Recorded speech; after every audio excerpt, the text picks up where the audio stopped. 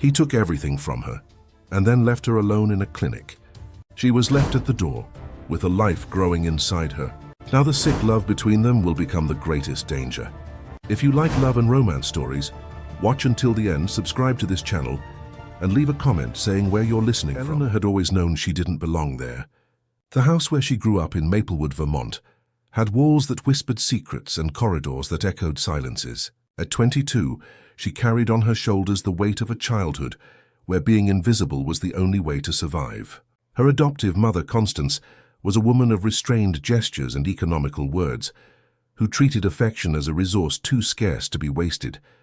Her father, when he was present between one business trip and another, merely observed her over his newspaper with that look that clearly said, "You shouldn't be here." Eleanor's beauty was the kind that bothered people because it was too discreet, almost subversive. Brown hair that caught the light unexpectedly, green eyes that seemed to hold storms, a mouth she kept in a straight line to avoid drawing attention. There was something about her that aroused curiosity and at the same time irritation. Perhaps it was the way she observed everything with an almost painful intensity, as if trying to decipher invisible codes in people's behavior. During adolescence, she discovered photography as a way to exist without bothering anyone. Through the lenses, she could stare fixedly at the world without anyone feeling invaded. Her images had a disturbing quality.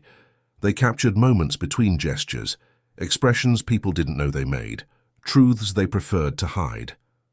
When she turned 18, Constance made it clear that the house was no longer hers. Not with cruelty, but with the practical coldness of someone fulfilling a long-standing duty. Eleanor spent 4 years scraping by between temporary jobs and technical courses, sleeping in borrowed studio apartments and eating the minimum necessary to survive. Photography gradually sustained her. Wedding portraits for middle-class families, shoots for small businesses, corporate events where she remained invisible behind the camera. Each photo she took was also a form of study. She observed people, learned their codes, their hierarchies, their fragilities. When the internship opportunity at Meridian Publishing House arose, Eleanor almost couldn't believe it.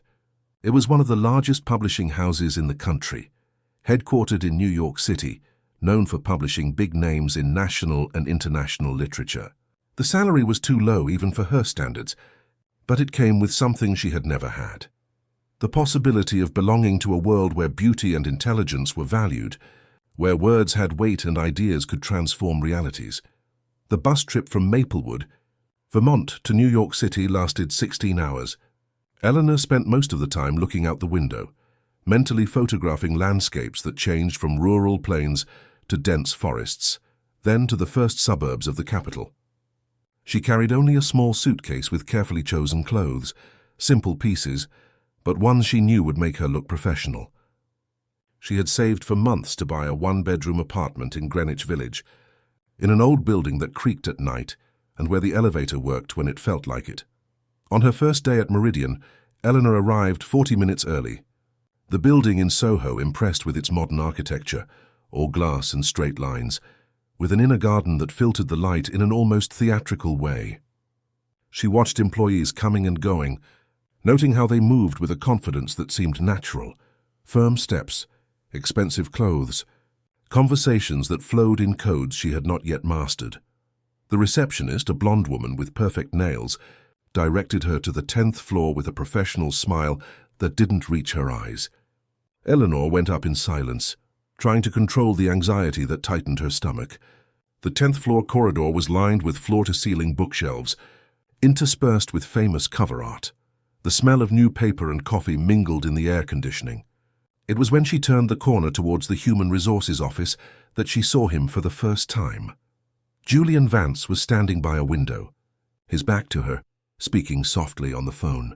Eleanor recognized the surname instantly.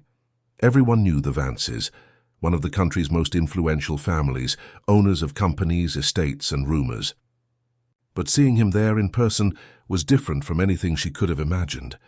He had that kind of presence that altered the temperature of the room. Tall, broad shoulders under a suit that cost more than Eleanor earned in 6 months, impeccably cut dark hair. When he turned, she felt the impact like a punch to the stomach. Steel-gray eyes like polished metal, a mouth that seemed sculpted never to smile completely, aristocratic features that carried something both cruel and irresistible. Julian finished his call and looked at her. It wasn't a casual glance. It was a complete assessment from head to toe that lasted perhaps 3 seconds, but felt like an eternity. Eleanor felt naked, exposed, as if he could see through all her carefully constructed defenses. For a moment she wanted to run. Instead she held his gaze, raising her chin in a mixture of defiance and terror.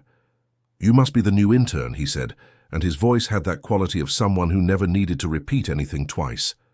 Deep, controlled, with a slight accent that betrayed expensive education and a bilingual childhood. "Eleanor Shaw," she replied, extending her hand. When he touched it, it was like receiving an electric shock. His fingers were long, warm, and remained in contact a few seconds longer than appropriate. "Julian Vance, I hope you adapt well here." He didn't smile, but there was something in his eyes that made her feel she had passed some kind of test she hadn't even known she was taking. In the first few months, Eleanor dedicated herself to work with an almost desperate intensity. She arrived early, left late, absorbing everything like a sponge. She worked in the marketing department, helping organize launches and events, photographing autograph sessions and literary panels. She was good at what she did, discreet but efficient, and gradually began to gain the trust of her colleagues. Julian appeared sporadically. As one of the main shareholders of the publishing house, he participated in strategic meetings and important decisions, but did not have a fixed office there. When he appeared, he was always impeccable, always surrounded by advisors and executives who hung on his every word. Eleanor observed him from afar, trying to decipher what it was about him that disturbed her so much. There was something predatory in the way he moved through rooms, a dangerous stillness reminiscent of big cats before a pounce. He spoke little, but when he did, everyone listened. He never raised his voice, never made unnecessary gestures. His power did not come from volume or ostentation, but from something more primitive and frightening, the absolute certainty that he could get anything he wanted. Their first real encounter happened on a rainy Thursday in March. Eleanor was alone in the office, organizing photos from a literary event, when Julian silently entered. She only noticed his presence when she caught that characteristic scent, a mixture of expensive cologne, leather, and something indefinable that was purely him. "Working late?" he asked, stopping beside her desk. Eleanor looked up, her heart pounding. Up close he was even more impressive. She could see the small scars that marked his fingers, the way his dark eyelashes contrasted with his light eyes, the tiny imperfection in his nose that made him human. "I have to deliver this first thing tomorrow," she replied, trying to keep her voice steady. Julian leaned over to look at the photos spread on the desk. He was so close that Eleanor could feel the heat radiating from his body, heard his controlled breathing. The images were from a poetry slam launch, young black and inner-city youth reciting verses about love and resistance. "You have an interesting eye," he said, picking up one of the photos. It was of a boy no more than 16, eyes closed, mouth open, mid-verse, fist raised. Eleanor had captured the exact moment when passion took over his expression, transforming him into something almost sacred. "Thank you," she murmured, confused by the proximity and the unexpected compliment. "It wasn't a compliment," Julian said, returning the photo and looking directly at her. "It was an observation. Your eye is interesting because it's dangerous. You see things people prefer to keep hidden." Eleanor felt a shiver run down her spine. There was something in the way he looked at her that was both exciting and terrifying, as if he were a collector evaluating a rare piece. "I don't know if that's good or bad," she said, trying to sound casual. "Depends on what you intend to do with what you see." Julian moved away from the desk but didn't take his eyes off her. "Have a good night, Eleanor." The way he said her name made every cell in her body align in painful attention. After he left, Eleanor remained motionless for several minutes, trying to understand what had happened. From that encounter, a strange and disturbing dance established itself between them. Julian began to appear more frequently at the office, always with plausible professional excuses, but Eleanor could feel when he was in the building, even before she saw him. It was as if the air became electrified, charged with a tension that left her simultaneously alert and vulnerable. He greeted her formally, but his eyes said other things. Sometimes Eleanor caught him observing her work, and when their gazes met, there was an intensity there that left her breathless. Other times, he would pass by her desk and brush his fingers on her shoulder as he greeted her, a seemingly casual touch that burned her for hours. Eleanor tried to focus on her work, but Julian had become a silent obsession. She found herself thinking about him at inappropriate moments, imagining what it would be like to be touched by those hands that seemed capable of breaking or caressing with equal ease. At night, alone in her small apartment, she allowed herself fantasies that left her both aroused and ashamed. The invitation came in October.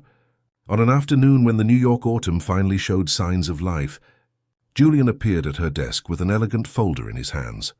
"Marcus Shaw's new book launch is on Friday," he said, as if it were the most natural thing in the world.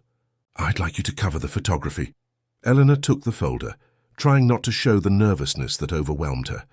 It was an important event, with the cream of New York's intellectual society, and it would be held at a 5-star hotel on the Upper East Side. "Of course," she said. "Leave it to me." "Excellent." Julian made to leave, but stopped. "Eleanor." "Yes?" "Wear something nice. You'll be representing the publishing house." The way he said nice made her stomach clench. There was something there that went beyond professional concern, an insinuation that left her breathless. Eleanor spent the following days in growing anxiety. She didn't have suitable clothes for an event of that level, but she used her savings to buy a simple but elegant black dress that highlighted her silhouette without being over the top. On the night of the event, she looked at herself in her apartment bathroom mirror and barely recognized herself. There was something different in her eyes, a dangerous expectation that frightened her. The launch was everything she had imagined and more. The hotel ballroom was filled with famous writers, literary critics, socialites, and businessmen. Eleanor moved discreetly with her camera, capturing significant moments, but she was aware the whole time that she was looking for Julian in the crowd. When she finally found him, he was talking to a group of older men, all in expensive suits and serious expressions. Julian wore a tuxedo that seemed to have been custom-made for his body, and there was something in the way he held his champagne glass, how he tilted his head when listening, that was purely aristocratic. He belonged to that world in a way Eleanor never would. It was when she was photographing the main author that she felt a presence behind her. She didn't need to turn around to know it was him. "Good photos?" Julian asked, his voice low near her ear. "I hope so," Eleanor replied, trying to keep her focus on the camera. "May I see?" She turned, and he was closer than she expected. She could smell his cologne, see the small lines around his eyes. Notice how his tie was slightly loosened after hours of the event. Eleanor showed him some photos on the camera's display, aware of how their fingers brushed when he held the equipment. There was a strange intimacy in that moment, both leaning over the small screen isolated in the middle of the noisy crowd. "You have talent," he said, returning the camera, "but you already know that." "Thank you." "Eleanor." The way he said her name made her look directly at him. "Would you like to have a drink afterwards? There are some things about photography I'd like to discuss." She knew it wasn't really about photography.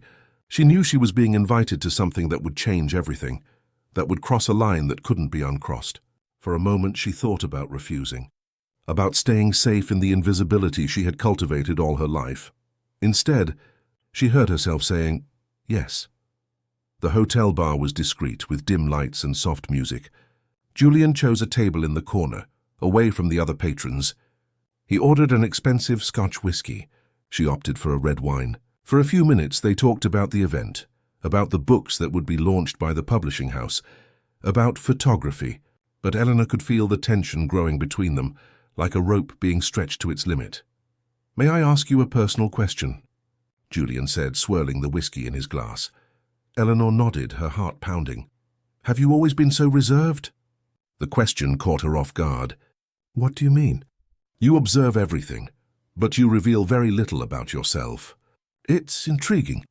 Eleanor took a sip of wine, gaining time. "I learned early on that it's safer to observe than to be observed." "And what have you observed about me?" The question was asked in a casual tone, but Eleanor could see the intensity in his eyes. It was a test, an invitation, a challenge. "That you're used to getting everything you want," she said, surprising herself with her own audacity. "And that doesn't make you happy." Julian stopped swirling his glass, his eyes narrowing slightly. For a moment, Eleanor feared she had gone too far. Then he smiled, a small, dangerous smile that completely transformed his expression. "Interesting theory," he said. "What if I told you you're right?" "I'd say that's your problem, not mine." The silence that followed was charged with an almost palpable electricity. Julian leaned forward, closing the distance between them. "What if I told you you're the first person in a long time who makes me want something I can't simply buy?" Eleanor felt the world tilt slightly. There was a declaration there, a recognition of something she barely dared admit to herself. The desire that had been growing between them for months finally had a name, a form. "Then I'd say you're overestimating my importance," she replied, but her voice came out hoarser than she intended. Julian reached across the table, lightly touching her fingers. It was a minimal touch, but Eleanor felt as if she had been struck by lightning. "May I take you home?" he asked. Eleanor knew this was her last chance to retreat, to keep herself safe. She thought of her small, silent apartment, her life carefully organized to avoid exactly this kind of complication. She thought of the social chasm that separated them, the 1,000 ways this could destroy her. Instead of any of those sensible things, she said, "Yes." The journey to her apartment was made in silence, in a car that cost more than she would earn in years. Julian drove with the same controlled precision with which he did everything, but Eleanor could feel the tension in his shoulders, see how his fingers tightened on the steering wheel. When they stopped in front of her building, visibly modest compared to the places they had passed, he turned off the engine, and they sat in silence for a few seconds. "Eleanor," he said, finally turning to her, "if you come up with me, you understand there's no turning back, right?" There was something almost cruel in the way he asked the question, as if offering a last opportunity for escape. But there was also vulnerability there, an admission that he, too, was entering unknown territory. "I understand," she said, and got out of the car. Eleanor's apartment was an exhibition of her simple life, cheap but well-maintained furniture, books stacked everywhere, some of her framed photographs on the walls.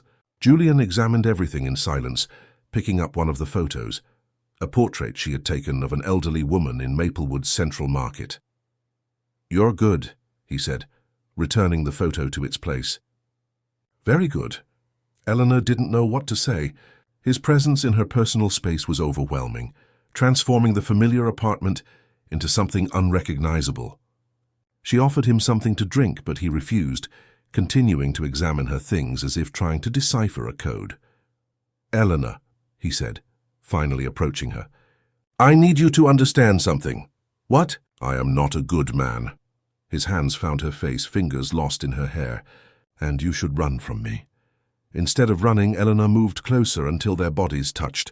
She could feel his warmth through his shirt, hear his heart beating fast. "What if I don't want to run?"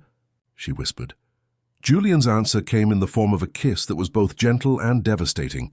His lips were warm, firm, and the way he kissed her was like a claim, a mark of possession that left her breathless.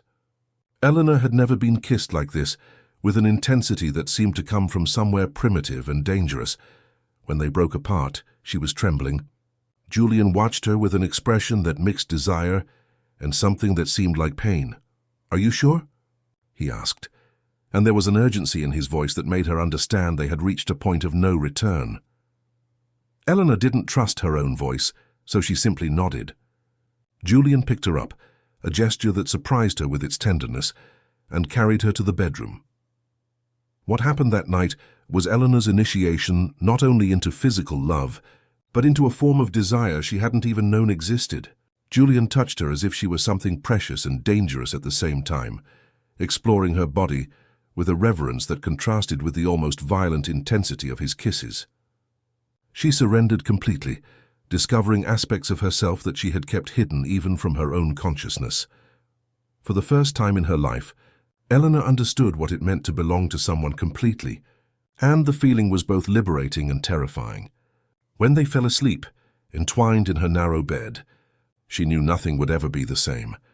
But Julian left before dawn, leaving only the scent of his cologne on the sheets and a feeling of emptiness that she would take years to fully comprehend. Eleanor discovered she was pregnant on a December morning, when New York City simmered under a humid heat that clung to the skin like a second layer of anguish. It had been 3 weeks since she last saw Julian, 3 weeks since that night that had changed everything and seemingly nothing at the same time. He hadn't called, hadn't messaged, hadn't given any sign that she existed. Eleanor tried to convince herself it had just been one night, a mutual slip that would be best forgotten, but her body had other ideas. The missed period was accompanied by persistent nausea that woke her before her alarm and stayed with her all day. At first, she attributed it to stress, irregular eating, the double shifts she had started working to drown her sadness in work. But when dizziness arrived, followed by breast tenderness that made her cry if she bumped into anything, Eleanor knew. The pharmacy test cost $15 she didn't have. She had to borrow money from her neighbor, Mrs. Mallory, a retired lady who lived off knitting and afternoon soaps. She invented an excuse about headache medicine, but the woman's shrewd gaze made her suspect she hadn't been convincing. 2 lines. Hot pink, unequivocal, brutal in their simplicity. Eleanor sat on the floor of her tiny apartment bathroom and cried until she had no more tears. It wasn't just fear of the uncertain future, the gigantic responsibility, the poverty that would surely come. It was the raw pain of knowing she carried within her something born from the most intense encounter of her life, and that this encounter had meant absolutely nothing to the other person involved. She spent an entire week unable to eat properly, lost between impossible plans and silent panics. She considered not telling anyone, solving everything herself one way or another. But there was something growing inside her that already seemed to have a will of its own, and Eleanor found she couldn't make any decision without including this new presence in her calculations. The following Monday, Julian appeared at the publishing house as if nothing had happened. Eleanor saw him arriving through the reception glass, impeccable as always, talking on the phone as he walked. Her stomach churned. She didn't know if it was pregnancy sickness or pure anxiety. When he passed her desk, he greeted her with a polite, distant nod, as he would any employee. "Good morning, Eleanor." "Good morning, Mr. Vance." The formality hurt more than she expected. For 4 hours, Eleanor pretended to work while trying to gather the courage to approach Julian. She mentally rehearsed the conversation dozens of times, but all versions seemed inadequate. How do you tell a man you barely know that he's going to be a father? How do you demand responsibility from someone who never promised anything? The opportunity arose at the end of the day, when Julian exited the elevator, walking towards the parking lot. Eleanor followed him, her heart beating so hard she could hear it in her ears. "Julian!" she called out when they were far enough from other employees. He turned, a slight expression of irritation crossing his face. "Eleanor? Is there a problem? I need to speak with you. It's important." Julian looked at his watch, a gold Rolex that probably cost more than Eleanor's entire apartment. "Can it be quick?" "I have an appointment." The words came out before she could censor herself. "I'm pregnant." The silence that followed was like an inverse explosion, a vacuum that sucked all sound, all air, all life from the world. Julian stood completely still, only his eyes narrowing as he processed the information. "Are you sure?" he finally asked, his voice dangerously low. "I took the test. I need a blood test to confirm, but how far along?" "About 6 weeks, I think." Julian ran a hand through his hair, a gesture Eleanor recognized as a sign of extreme stress. For a moment, she thought she saw something that might be vulnerability in his expression, but it was quickly replaced by a mask of cold control. "Okay," he said, as if solving a logistical problem. "I'll take care of it." "Take care of what?" "Eleanor, you're young, you have a career ahead of you. A pregnancy now would be complicated." The way he said complicated made Eleanor's blood run cold. Complicated for whom? For everyone involved. Julian took his phone from his pocket. "I know an excellent, discreet doctor. He can schedule the procedure for this week." Procedure. Eleanor repeated the word as if it were from a foreign language. "It's the most sensible decision, Eleanor. You must understand that." The coldness with which he spoke about eliminating what was growing inside her was like a slap. Eleanor felt nauseous again, but this time it had nothing to do with hormones. "What if I don't want to have this procedure?" Julian's eyes hardened like ice. "Eleanor, be reasonable. You barely know me, I barely know you. We are not in a position to raise a child together. You're not in a position, or you don't want to be. Both. The brutal honesty of the answer was like a blade. Listen, I'll pay for everything. I'll ensure you have the best medical care. After that, we go our separate ways. Eleanor looked at the man in front of her and felt like she was seeing a stranger. Where was the passion she had felt that night? The intensity that had transformed her world? All that remained was a cold executive solving an inconvenient problem. I need to think, she said. There's not much to think about, Eleanor. The more time passes, the more complicated it gets. I need to think, she repeated more firmly. Julian sighed, impatient. All right. But don't take too long. I'll send you the doctor's information by message. He walked away without saying goodbye, leaving Eleanor alone in the publishing house parking lot, with the sound of New York traffic and the weight of the world on her shoulders. The message arrived the same day around 9 in the evening, an address on Park Avenue, a name, Dr. Robert Maxwell, and an appointment scheduled for Thursday at 3 in the afternoon. No words beyond the practical information, as if it were just any medical consultation. Eleanor spent the following days in a state of emotional suspension. She continued working, continued feigning normalcy, but she felt as if she were living inside an aquarium, watching life happen from the other side of the glass. She researched Dr. Maxwell online, private clinic, gynecology specialist, several photos with socialites at charity events. A respected, discreet, expensive man. On Thursday, Julian appeared at the publishing house at lunchtime. Eleanor hadn't seen him since the conversation in the parking lot, and the cold formality with which he treated her during these days had made it clear that, for him, she was just a problem to be solved. Ready? He asked without preamble. Eleanor nodded, picked up her bag, and followed him to the car. The drive to Park Avenue was in complete silence. Julian drove with the concentration of someone performing an unpleasant but necessary task, and Eleanor looked out the window, trying not to think about what was about to happen. The clinic was everything she expected, luxurious, discreet, with whispering receptionists and expensive plants scattered in rooms that smelled of antiseptic, disguised by artificial aromas.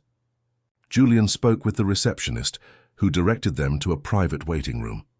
Dr. Maxwell will see you in a few minutes, he said, checking his watch again. I have to leave for a meeting, but my driver will pick you up when you're done. Eleanor looked at him, incredulous. You're not staying?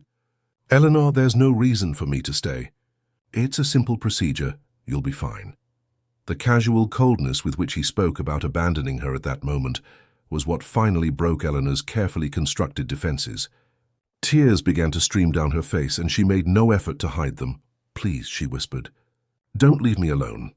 For a moment something crossed Julian's face, a flicker of doubt, perhaps even pain, but it was quickly suppressed.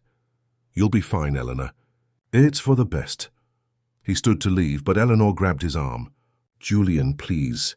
I know that night meant something to you, too. I know it did. You're wrong, his voice was like ice. It was just sex, Eleanor. Nothing more. The words fell on her like physical blows. Eleanor let go of his arm and shrank into the chair, trying to protect herself from the unnecessary cruelty. Take care, Julian said, and left without looking back. Eleanor was left alone in the waiting room, surrounded by silent luxury and the smell of dead flowers. She cried in silence, trying not to draw attention, until a nurse came to get her. Dr. Maxwell was a middle-aged man, with graying hair and gentle manners that couldn't disguise the transactional nature of the encounter. He explained the procedure with the efficiency of someone who had done it hundreds of times, detailed the minimal risks, assured her it would be quick and practically painless. Any questions?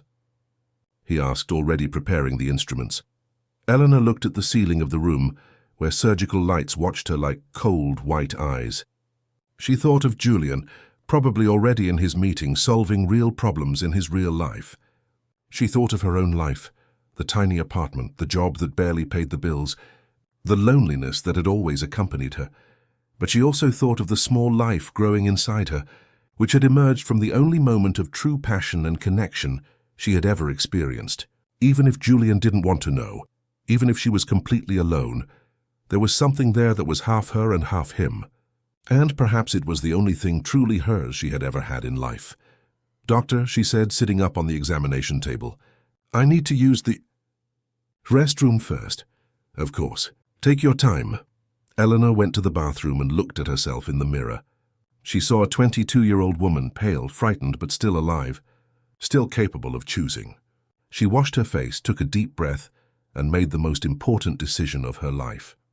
Instead of returning to the procedure room, Eleanor walked out of the clinic.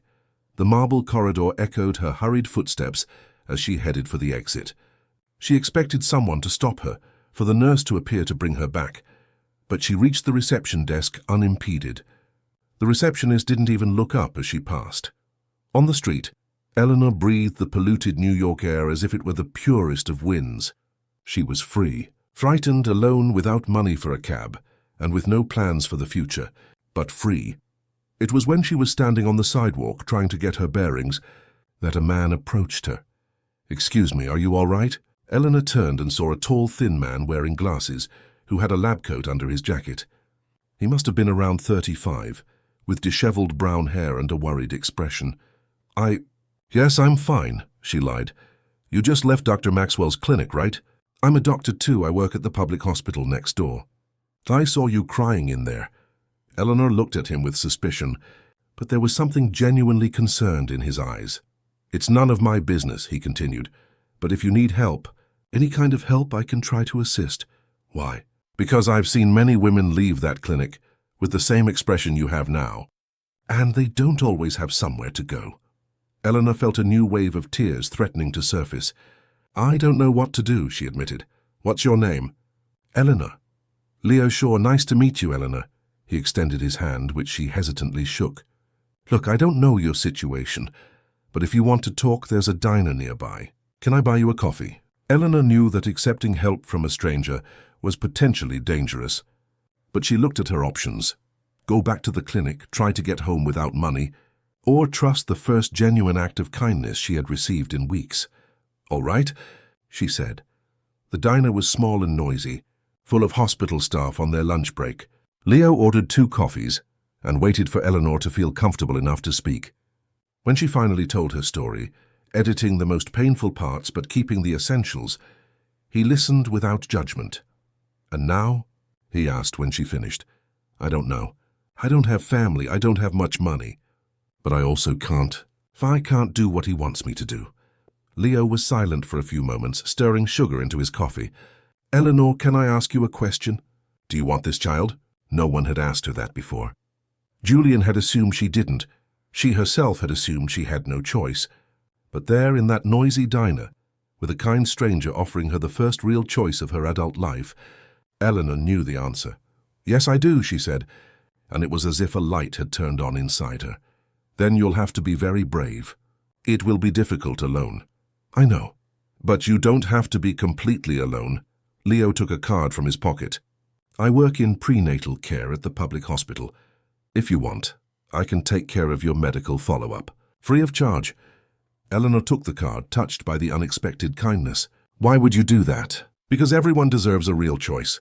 And because you seem like a good person going through a difficult time." That afternoon, Eleanor returned to the publishing house and resigned.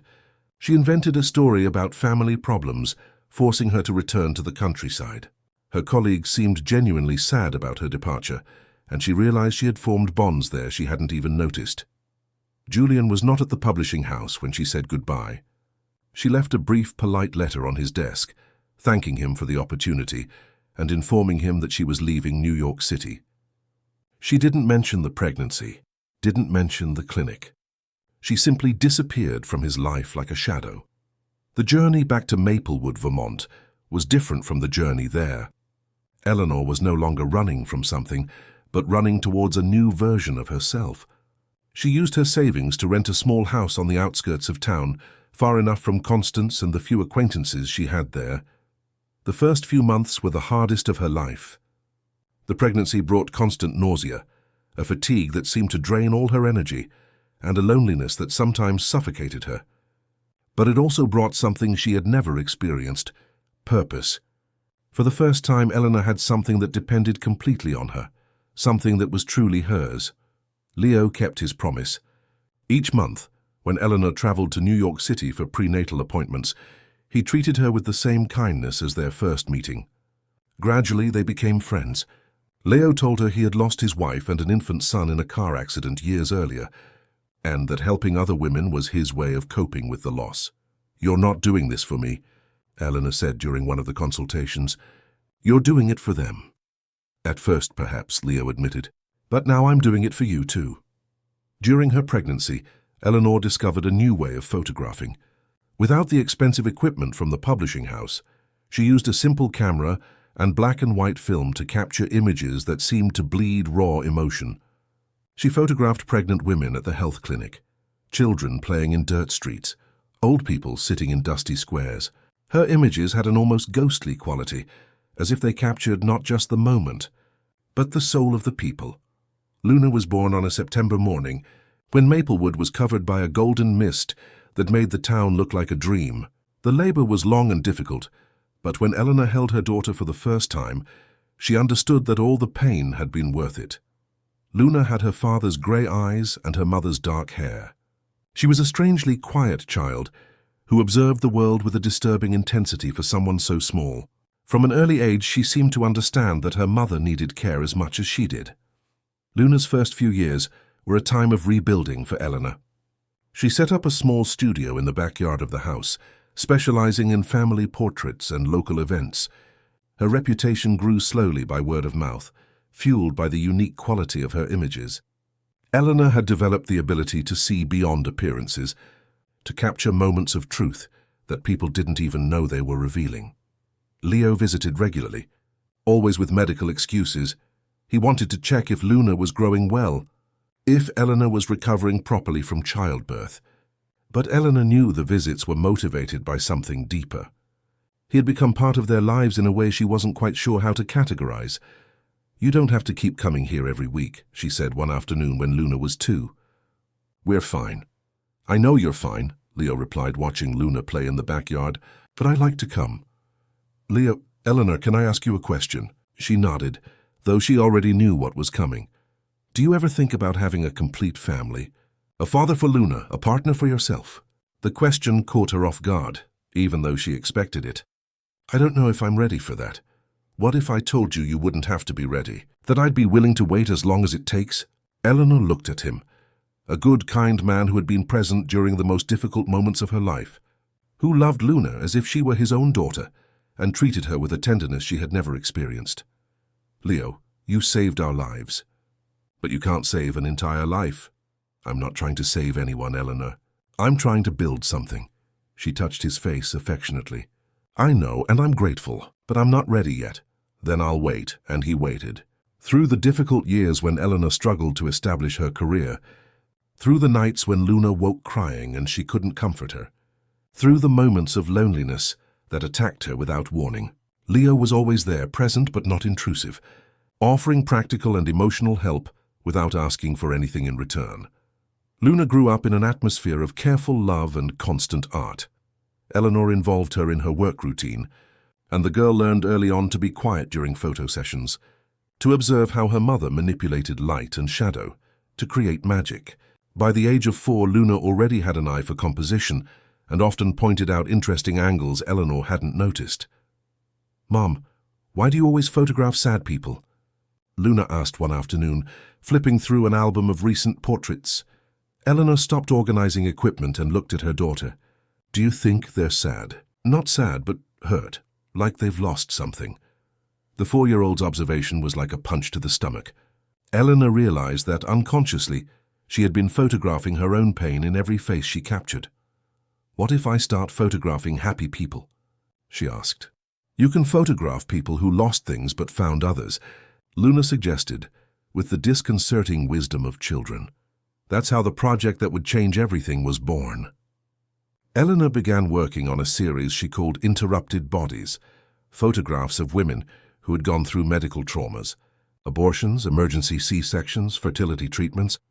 But instead of focusing on the pain, she captured the resilience, the way the female body rebuilt itself after being broken. The images were disturbing and beautiful at the same time. They showed scars like war maps, but also the silent strength of those who had survived. Eleanor photographed shadows cast on hospital walls, hands clasped in waiting rooms, distorted reflections in medical instruments. One of the most impactful photographs in the series was taken by accident. Eleanor was organizing old negatives when she found a photo she had taken during her own pregnancy. Her reflection in a hospital mirror, round belly, anxious expression. Behind her, blurred but recognizable to those who knew where to look, was the silhouette of a man in a suit talking on the phone. It was Julian. Eleanor had unknowingly recorded one of the moments when he had accompanied her to the doctor, before everything fell apart.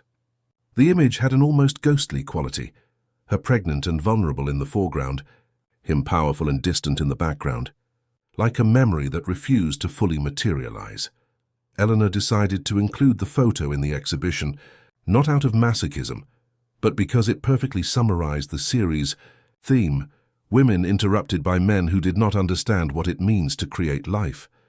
The gallery that agreed to exhibit interrupted bodies was in an alternative cultural center in New York City. It was a small but respected space, frequented by critics and collectors looking for art outside the mainstream circuit.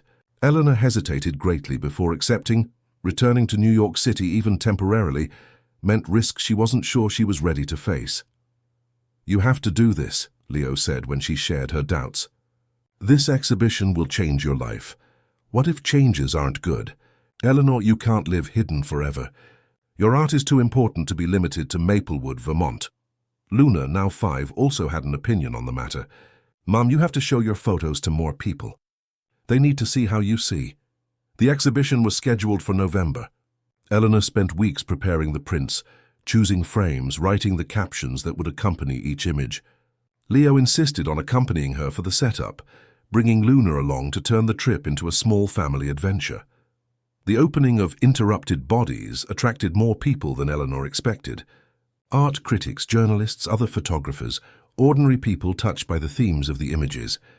Eleanor nervously circulated the space, observing visitors' reactions, trying to decipher whether her exposed vulnerability was being understood or merely consumed as entertainment. It was when she was explaining one of the photographs to a journalist that she felt a change in the atmosphere of the room, an electric tension that made her look towards the entrance even before seeing who had arrived. Julian Vance stood before the photograph where he appeared as a blurred shadow. He wore a dark suit, had a few grey hairs that hadn't been there 5 years ago, and an expression Eleanor couldn't decipher.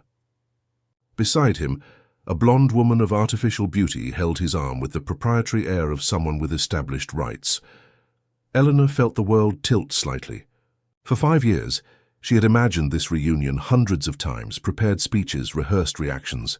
But seeing Julian there, real and unaltered in his natural arrogance, left her breathless. Their eyes met across the crowded space. Julian studied her as if trying to confirm it was really her, and Eleanor saw the exact moment he recognized his own silhouette in the photograph. His expression hardened, but he didn't move. The woman beside him followed his gaze and asked a question in a low voice. Julian answered something Eleanor couldn't hear, but it made the woman look at her with a mixture of curiosity and disdain. Eleanor excused herself to the journalist and headed to the restroom, needing a few minutes to regain control. When she came out, Julian was waiting outside. Eleanor. The way he said her name was exactly the same as 5 years before, and she hated the way her body reacted to the sound. Julian. Impressive exhibition. You've always been talented.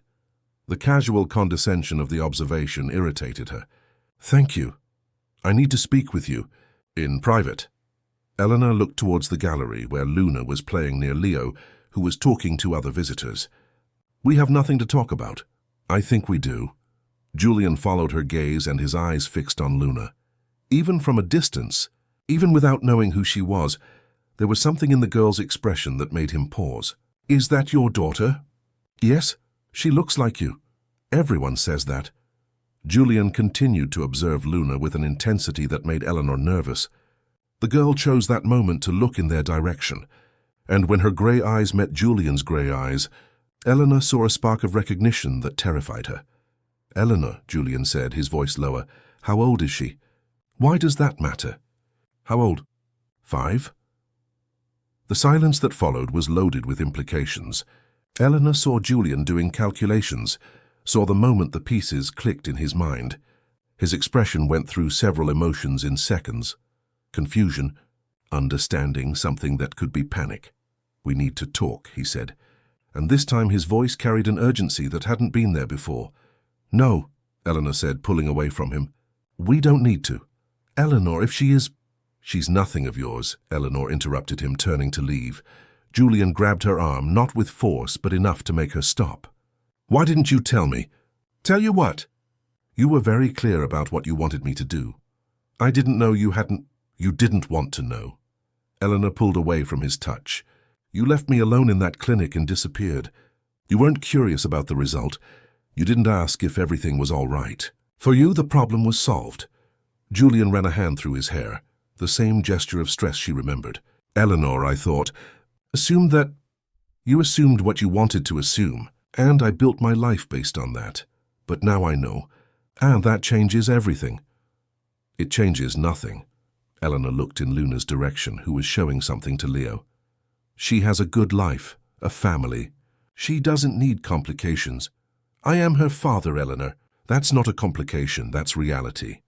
The word father spoken by Julian was like a gunshot. For 5 years, Eleanor had gotten used to the idea that Luna would never have a father, that the two of them were enough for each other. Hearing Julian claim a role he had rejected made her furious. "You are not her father," she said, each word loaded with venom. "A father is someone who is present, who cares, who loves unconditionally. You are just a sperm donor who decided to show up 5 years later." The rawness of the description made Julian recoil as if he had been slapped. "Eleanor, I didn't know." "Because you didn't want to know." Her voice was rising, attracting curious glances. "You took me to have an abortion and abandoned me there. What part of that suggests you were interested in paternity?" Julian looked around, noticing the attention they were attracting. "Can we discuss this somewhere else? In private?" "There's nothing to discuss. You made your choice 5 years ago. I made mine. Then I'll live with the consequences." Eleanor walked away from him again, but this time he didn't try to stop her. She returned to the gallery with her heart pounding, trying to regain her composure. Luna ran to her as soon as she saw her. "Mom, are you okay? You look angry." Eleanor knelt to her daughter's height, forcing a smile. "I'm fine, honey. Just tired." Luna looked over her mother's shoulder. "Who was that man talking to you?" "No one important," Eleanor lied, following her daughter's gaze. Julian was still where she had left him, watching them with an expression that mixed fascination and something that looked like pain. "He was looking at you strangely," Luna observed, "and then he was looking at me the same way." The girl's perceptiveness always surprised Eleanor, but at that moment it was also terrifying. "Some people stare a lot, honey." "It doesn't mean anything." Leo approached, noticing the tension. "Everything all right here?" "Yes," Eleanor said, picking Luna up. "I think it's time for us to go." They said goodbye to the organizers and left the gallery. Eleanor avoided looking in Julian's direction, but she could feel his gaze like a physical pressure. In the car, Luna quickly fell asleep, exhausted by the day's excitement. But Eleanor remained awake throughout the drive back to Maplewood, Vermont, watching the city lights recede through the rear window. "Want to talk about what happened there?" Leo asked when they were on the road. "It was him," Eleanor said simply. Leo didn't need to ask who. In the 5 years he had been present in their lives, Eleanor had never spoken directly about Luna's father, but he had pieced together a portrait based on clues and silences. And now? Now nothing. He saw Luna, did the math, but it changes nothing. Eleanor. "It changes nothing, Leo." Her voice was firm, but he could hear the desperation underneath. "We have a life. A good life. Luna is happy. I'm finally managing to support myself with my work. I'm not going to let him destroy that." Leo drove in silence for a few miles before speaking again. What if he doesn't want to destroy it? What if he wants to be part of it? Then he's 5 years too late. But even as she said it, Eleanor knew the situation had irrevocably changed. Julian had seen Luna, had understood the truth, and a man with his power and determination wouldn't simply disappear again. The Bindata, exhibition that should have been the beginning of a new phase in her career, had become the end of her carefully constructed piece.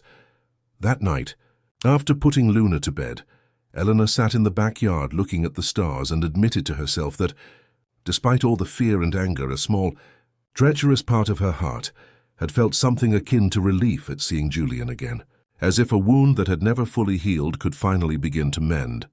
But healing would mean confronting the pain, and Eleanor wasn't sure she was ready for that. The first letter arrived a week after the exhibition. Eleanor recognized the elegant handwriting even before seeing the sender. Slanted letters that seemed to have been molded in Swiss boarding schools and American universities. Julian had never written to her before, but there was something unmistakably him in those controlled strokes. Eleanor stood at her front door for long minutes, holding the envelope as if it were a bomb. Luna played in the backyard, humming a song she had learned at school, completely oblivious to the storm brewing in her mother's life. Leo had spent the morning there, helping fix a dripping faucet, and had only left an hour ago. With trembling fingers, Eleanor opened the envelope. The letter was brief, written on letterhead that cost more than she earned in a week. Eleanor, I apologize for the unexpected encounter at the gallery. I know my presence bothered you, and that was not my intention. I would like to discuss the situation properly.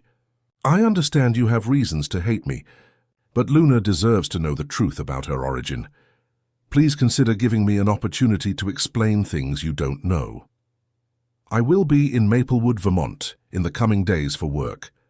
My card is attached should you change your mind. Julian. Eleanor read the letter 3 times before tearing it into small pieces, but she kept the card. The second letter arrived 4 days later. This time it came with a gift, a photography book by Sebastião Salgado, a special edition Eleanor had always dreamed of owning but could never afford. Eleanor, I know you threw my first letter away. Luna told me when I found her at the park yesterday. She is extraordinary. She has your eyes, but there's something about her that is disturbingly familiar to me. She asked me if I knew you from before, and I didn't know what to answer. I talked to her for only 15 minutes while waiting for you to come back from the pharmacy. She showed me a drawing she had made. It was of a woman photographing shadows. When I asked who it was, she said, "My mother, capturing ghosts." She is 5 years old and already understands art better than most adults. The book is an acknowledgement of your talent, not an attempt to buy your attention, though I admit I would very much like to have your attention. Jays. Eleanor felt her blood run cold. Julian had talked to Luna. He had been close enough to their daughter to hear her thoughts, see her drawings, ask questions. The silent invasion of her carefully constructed privacy left her nauseated. That same day, Eleanor took Luna to school personally, instead of letting her go alone as she always did. On the way, she tried to casually extract information. "Luna, did you talk to any strangers yesterday?" "He wasn't a stranger, Mom. He was the man from the gallery, remember? The one who was looking at us." Eleanor stopped walking. "He talked to you?" "Yes, I was drawing in the park and he asked if he could see. He was very polite." Luna looked at her mother curiously. "Why do you look angry?" "I'm not angry, honey. Just worried. You shouldn't talk to people you don't know." "But he said he knows you. He said you worked together a long time ago." The precision with which Julian had edited the truth for a 5-year-old child was both impressive and frightening. Eleanor knelt to her daughter's height. "Luna, if you see that man again, don't talk to him, okay? Come call me immediately." "Why, Mom? Did he do something bad?" How to explain to a child that her biological father was a danger? That the man who had shown genuine interest in her drawings was the same person who had tried to prevent her existence? "It's not that he's bad, honey. It's just that it's complicated." Luna nodded with the precocious seriousness that sometimes frightened Eleanor. "Okay, Mom, but he looked very sad." The unexpected observation made Eleanor pause. "Sad?" "Yes, like you sometimes get when you think I'm not watching. Sad in a way that hurts inside." Eleanor hugged her daughter, trying to hide her own confusion. Since when did Luna observe her emotions with such precision? And since when did Julian Vance show sadness to a strange child? The third letter came with a revelation that changed everything. "Eleanor, I've discovered something you need to know. My fiancée, Laura, knows you. In fact, she has known you for much longer than I realized. I found old photographs in her belongings, both of you as children in Maplewood, Vermont. Laura never mentioned she had grown up here. She always said she was from New York City. When I confronted her, she admitted you were both raised in the same foster institution, She was adopted at 7 by a wealthy family in New York City. You remained until you were 18. Eleanor, Laura is your sister, and she knew it when we met. We need to talk, urgently. Jaeger. Eleanor dropped the letter, her hands trembling uncontrollably. Laura. The name echoed in her memory like a ghost that refused to fully materialize.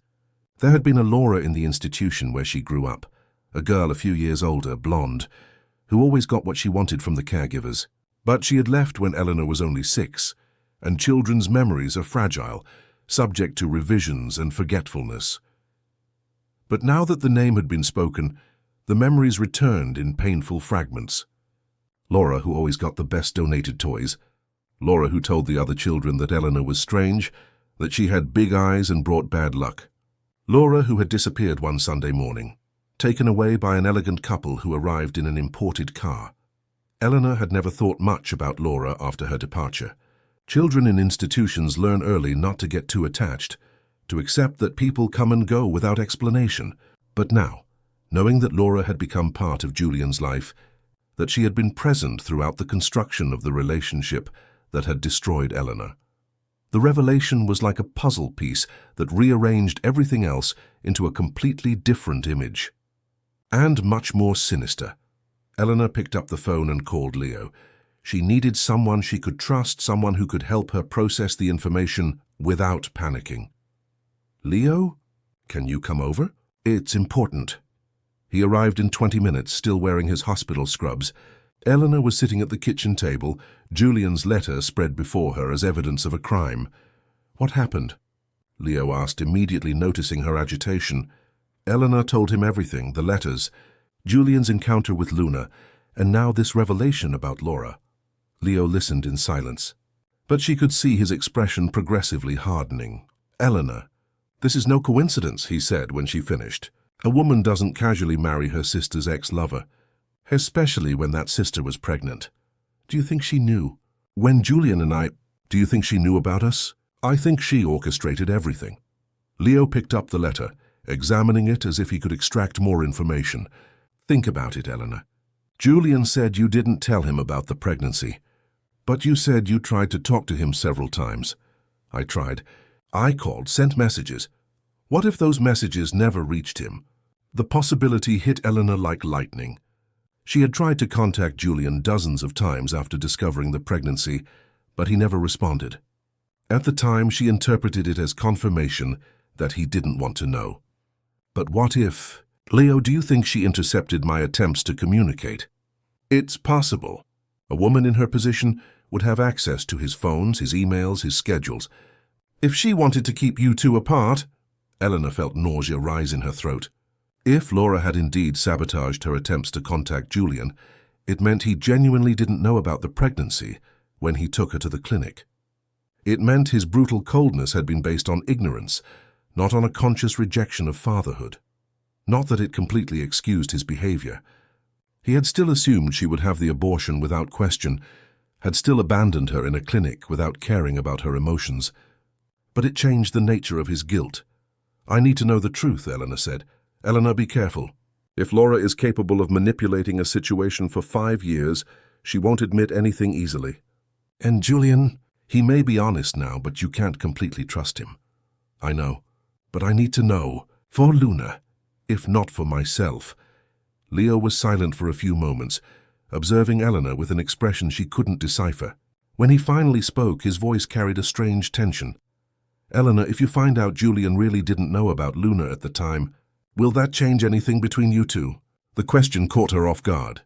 What do you mean? Do you still feel something for him? Eleanor looked at Leo, seeing for the first time the vulnerability he had always hidden so well. For 5 years he had been present, patient, waiting, and now that Julian had reappeared, all the security Leo had built was threatened. Leo, just answer the question, Eleanor. Do you still feel something for him? The honesty Leo deserved was painful to admit. I don't know. I spent 5 years hating him, building a life without him, but when I saw him at the gallery, there was something there. Something I thought had died. Leo nodded slowly as if confirming something he already knew. I understand. Leo, that doesn't change what you mean to us. You saved our lives, I know what I did, Eleanor. And I know what that means. He got up from the table, picked up his car keys. But I also know that if you don't resolve this with him, you'll always wonder. And I can't compete with a ghost. Where are you going? To investigate some things. If Laura really intercepted your messages to Julian, she might have left traces. And I have some contacts who can help. After Leo left, Eleanor was left alone with her thoughts and a decision that seemed impossible to make. Luna would arrive from school in a few hours, and normal life would have to continue. But how to feign normalcy when her entire past was being rewritten? Julian's fourth letter arrived the next day, but this time he didn't use the mail. He delivered it himself. Eleanor was in the backyard hanging clothes when she heard the sound of an expensive car stopping in front of the house. When she turned, Julian was standing at the gate, once again impeccable despite the Maplewood heat. "You can't just show up here," she said, without approaching. "I received your message," he replied. Eleanor frowned. "What message?" Julian took his phone from his pocket, showed her the screen. It was a text message from Eleanor's number. "I need to talk to you. Can you come here today at 2 in the afternoon?" "I didn't send that," Eleanor said, her blood running cold. "No." They looked at each other for a few seconds, the same terrible understanding dawning on both of them at the same time. Someone had sent that message using Eleanor's phone. Someone who had access to her house, her things. "Leo," Eleanor whispered. Julian opened the gate and entered the backyard, ignoring Eleanor's protests. "Where is he?" "I don't know. He left yesterday after we read your letter about Laura." "And you tell him everything?" The question carried an accusation that made Eleanor defensive. "He's my friend. He was there when you weren't." "Eleanor, you need to understand something about Dr. Leo Shaw." The way Julian said Leo's full name made Eleanor pause. "What do you mean?" "I investigated. After you disappeared 5 years ago, I tried to find you. I discovered that a doctor had helped you leave Dr. Maxwell's clinic that day. A doctor who didn't work there." Eleanor felt the world begin to spin. "Leo works at the public hospital." "Yes, he does. But that day, he was at the private clinic for a very specific reason. He had patients being transferred there." "Patients?" "Women who were having complications in fertility procedures. Eleanor, Dr. Maxwell's clinic didn't just perform abortions. It was also an experimental in vitro fertilization center." Eleanor leaned against the fence, feeling her legs weaken. "Experimental how?" "Genetic manipulation. Embryo selection. Twin experiments." Julian approached her, his voice growing lower. "Eleanor, Luna wasn't the only baby you were carrying that day." The world stopped. Eleanor looked at Julian, trying to process what he had said. "What do you mean?" "You were pregnant with twins. The ultrasound I have here proves it." Julian took a folder from his car, showed medical images Eleanor had never seen. "Luna had a sister." Eleanor looked at the images, clearly seeing 2 small figures in the womb that had been hers. 2 children. 2 daughters. Where is the other one? That's the question I've been trying to answer for weeks. And I think Leo knows. Eleanor felt nausea rise in her throat. "Are you implying that Leo—" "I'm implying that he saved you that day, but perhaps he didn't save both children." The accusation was too monstrous to be true. Leo, who had cared for her throughout her pregnancy, who had helped with the birth, who loved Luna like a daughter. It wasn't possible that he had hidden such fundamental information. "No," Eleanor said, shaking her head. "Leo would never do that. He loves us." "Possessive love can be destructive, Eleanor, and desperate men do desperate things." At that moment, they heard the sound of another car arriving. Leo parked behind Julian's car, got out, and walked towards the gate with an expression Eleanor had never seen before. There was something predatory in his movements, a tension that made all the muscles in his body seem ready for violence. "Julian Vance," Leo said, stopping a few feet away. "What a surprise to find you here." "Dr. Shaw, we were just talking about you." Eleanor looked between the 2 men, feeling a current of electric hostility in the air. They knew each other. There was a history there that she didn't understand. "Leo," she said, "do you know Julian?" "Yes, we do," Leo replied without taking his eyes off Julian. "For a few years now." 5 years, to be precise, Julian said. "Since that day at the clinic." Eleanor looked at Leo, expecting explanations. But instead of looking surprised or confused, he just smiled, a cold smile that completely transformed his familiar expression. "Ah," Leo said. You told her. Part of the story. Still missing the part where you explain what you did with the other child. Eleanor felt as if she were watching a play where she didn't know the script. Leo, what is he talking about? Leo finally looked at her, and Eleanor saw something in his eyes that terrified her. He was no longer the kind man who had cared for her for 5 years. He was someone completely different. Eleanor, dear, he said, there are so many things you don't know. Then tell me. Leo approached, stopping so close she could smell his familiar scent, the scent that had always reassured her, but which now seemed dangerous. I saved you that day, he said. I saved you and Luna from a terrible fate, but I couldn't save both. Where is my other daughter? Safe loved, with a family who can take care of her better than a single poor mother could. Eleanor felt rage rise like lava in her veins. You sold my daughter. I saved her, Leo shouted, losing his composure for the first time since Eleanor had known him. Do you think you could have raised 2 children alone? You barely managed to survive with one. Julian moved, placing himself between Eleanor and Leo. Where is the child, Shaw? Somewhere you'll never find her. Leo laughed, a bitter, broken sound. You think you're so smart, so superior. But I've been taking care of Eleanor and Luna for 5 years, while you didn't even know they existed. Vance. Because you prevented me from knowing, Julian said, his voice dangerously low. Because you didn't deserve to know. Leo moved closer, ignoring Julian's intimidating presence. You used Eleanor and discarded her like trash. I was the one who loved her, who cared for her, who deserved to have a family with her. Eleanor looked at the man she had considered her savior, finally seeing the truth. You never loved me, Leo. You possessed me. It's the same thing, he said, as if it were obvious. It's not. Eleanor pulled away from him, feeling disgusted. Love doesn't control, doesn't hide, doesn't steal children from their mothers. I protected you from a life of misery. You stole my choice. Julian watched the argument intently, but Eleanor could see he was calculating something. Shaw, where are Eleanor's real medical records? The ones that show the twin pregnancy? Leo laughed again. Destroyed, along with any evidence that the other child existed.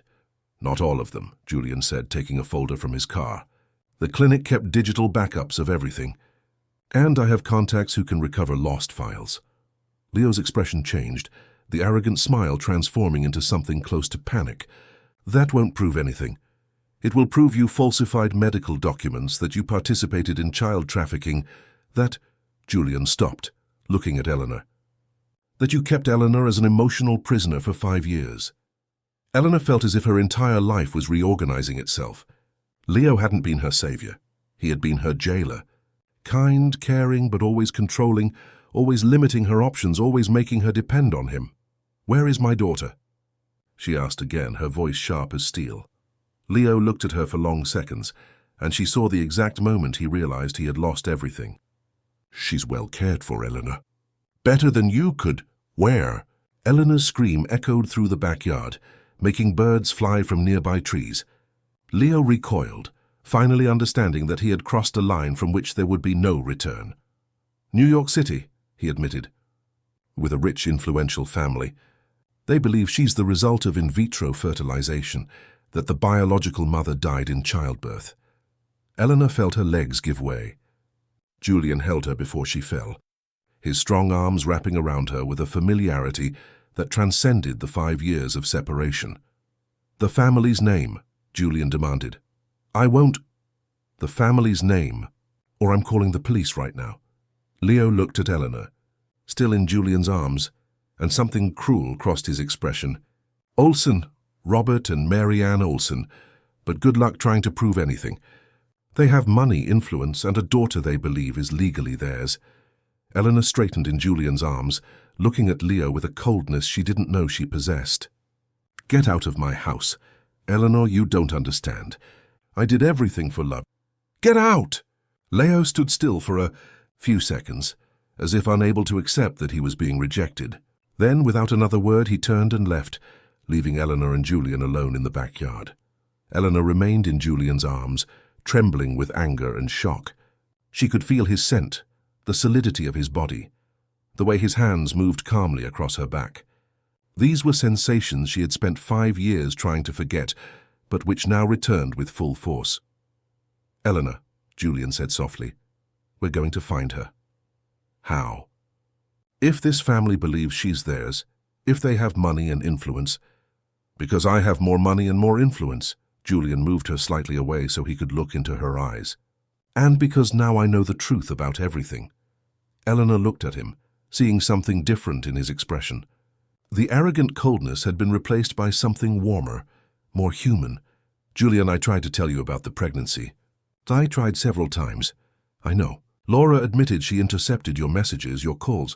He stopped, running a hand through his hair. "Eleanor, 5 years ago I thought you had simply disappeared after the procedure. I thought everything was resolved. And you felt nothing. No curiosity, no concern." Julian was silent for a few moments. "I did. I felt a lot. But Laura convinced me that you wanted to forget everything, that it would be cruel of me to look for you." Eleanor felt a confused mixture of anger and understanding. "And you believed her." "I wanted to believe, because the alternative was to admit I had destroyed something important out of cowardice." The raw honesty of the admission hit her like a punch. For 5 years, Eleanor had imagined Julian going on with his life without a second glance back. To know that he too had suffered, even if for different reasons, changed something fundamental in the dynamic between them. "And now?" she asked. "Now we're going to find our daughter. And then—" Julian touched her face with a gentleness she didn't remember him possessing. "Then we'll find out if there's still something between us, beyond anger and pain." Eleanor closed her eyes, allowing herself for a moment to imagine that it could be possible. That they could recover not only their lost daughter, but also some version of the love that had existed between them. "Julian," she said, "I need you to understand one thing. I'm not the same person I was 5 years ago. Being a mother changed me, strengthened me. I won't simply submit to what you decide is best. I don't expect you to submit. In fact," he smiled, and it was like seeing the sun after a storm, "I expect you to fight with me, not against me." At that moment, they heard the gate open. Luna was arriving from school, backpack on her back, humming the same old song. When she saw Julian, she stopped and tilted her head. "Hi," she said, shy but curious. "You're the man from the park." Julian knelt to her height, and Eleanor saw his hands trembling slightly. "I am. My name is Julian." "I'm Luna." She looked at her mother, who was still visibly shaken. "Mom, are you okay?" Eleanor forced a smile. "I'm fine, honey. Julian and I were talking about work." Luna nodded, accepting the explanation with the ease of children. But her eyes remained fixed on Julian with a disturbing intensity. "You have eyes just like mine," she observed. Julian looked at Eleanor, a silent question in his expression. Eleanor nodded almost imperceptibly. "Yes," Julian said to Luna. "I do. Do you want to know why?" Luna nodded, with the precocious seriousness that always surprised adults. "Because I am your father." The silence that followed was absolute. Luna looked at Julian, then at Eleanor, then back at Julian. Eleanor held her breath, expecting any reaction, crying, anger, confusion. Instead, Luna simply said, "I knew." "You knew?" Eleanor asked, incredulous. "Yes, he looks at me the same way I look at myself in the mirror, and he gets sad the same way you do when you think I'm not watching." Luna approached Julian. "Why did it take you so long to come meet me?" The question, asked with the brutal honesty of children, made Julian close his eyes for a moment. "Because I didn't know you existed. And when I found out, I was afraid you wouldn't want to meet me." "Why wouldn't I want to meet my dad?" "Because I wasn't here when you were born. Because your mother had to take care of you alone." Luna considered this for a few moments. "But you're here now." "I am. And will you stay?" Julian looked at Eleanor over Luna's head. "If your mother lets me, yes." Luna turned to Eleanor. "Mom, can he stay?"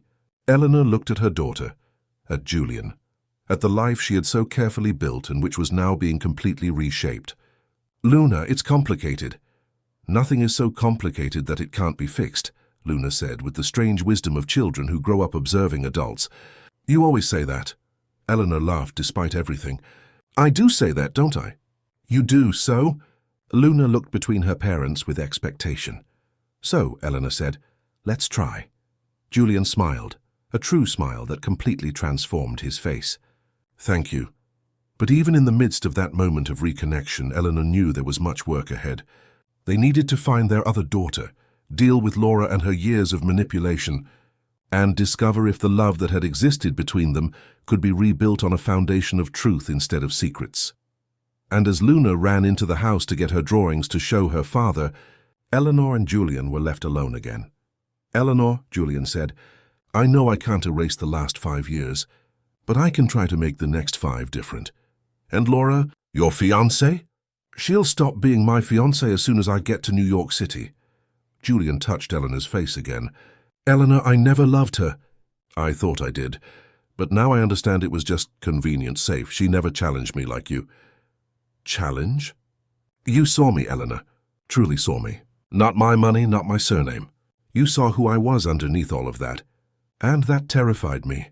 Eleanor felt something stir in her chest, an emotion she had buried so deeply she had almost forgotten its existence.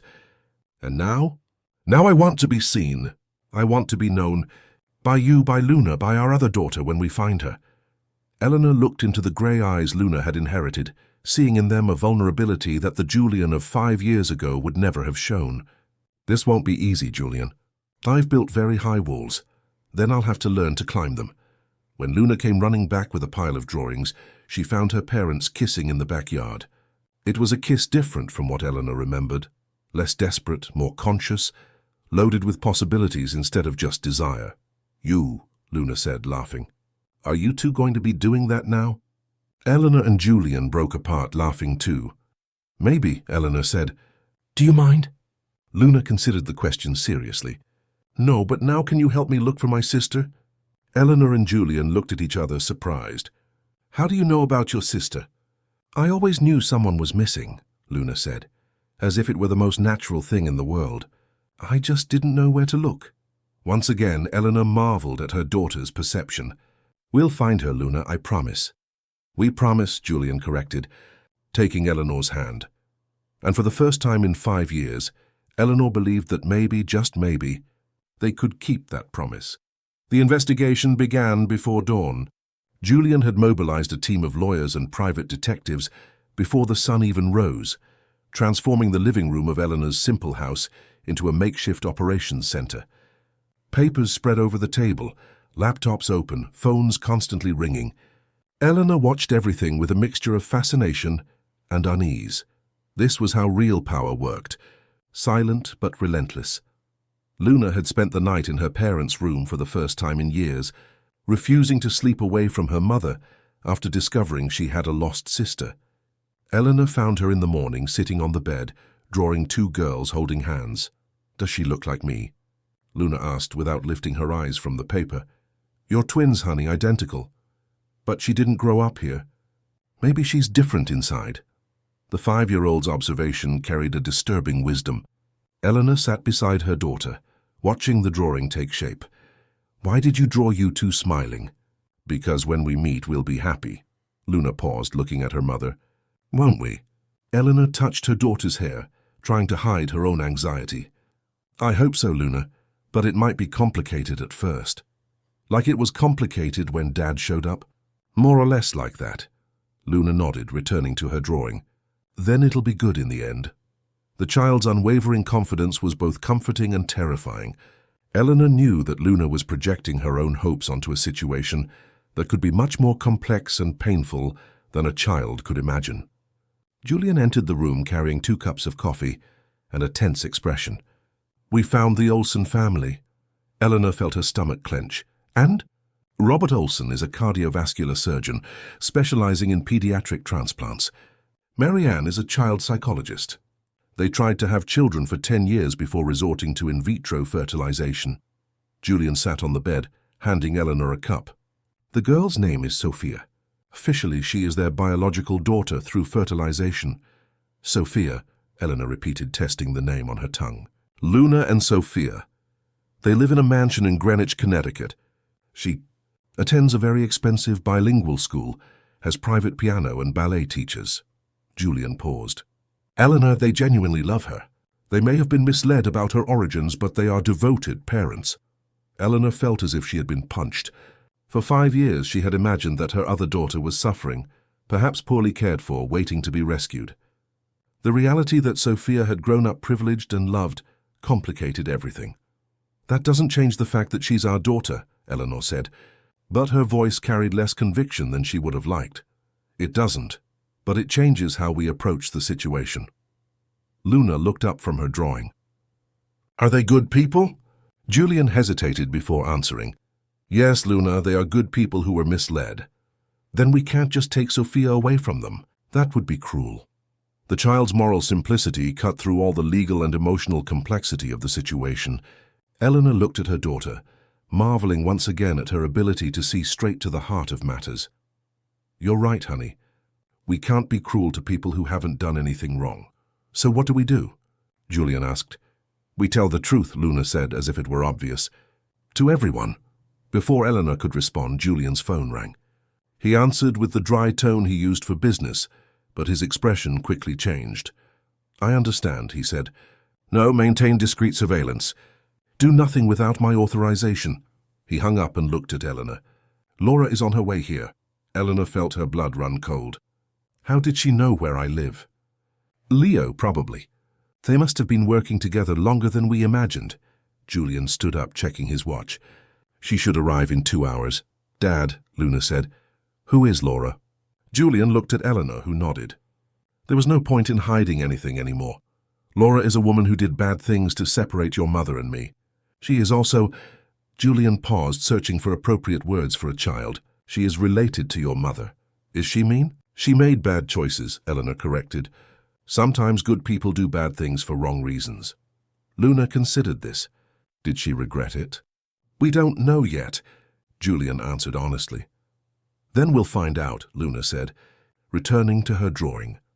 The simplicity with which the child accepted the complexities of adult life was disconcerting. Eleanor wondered if she was raising an extremely wise daughter, or just a child forced to mature too soon. Laura arrived exactly when Julian had predicted, driving a convertible BMW that contrasted glaringly with the simplicity of Eleanor's neighborhood. She stepped out of the car wearing large dark sunglasses and a dress that cost more than Eleanor earned in 3 months.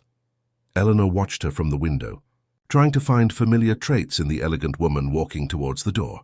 There was something in Laura's movements, a way of tilting her head, that stirred distant echoes in Eleanor's memory. It's her, Eleanor said to Julian. Do you remember her?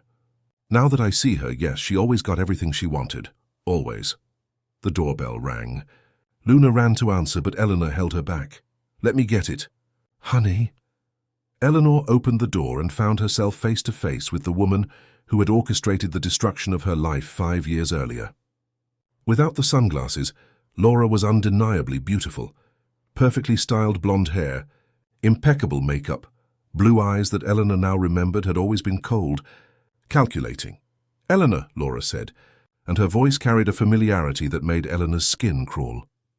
You're exactly as I imagined you'd be. The observation was clearly a disguised insult.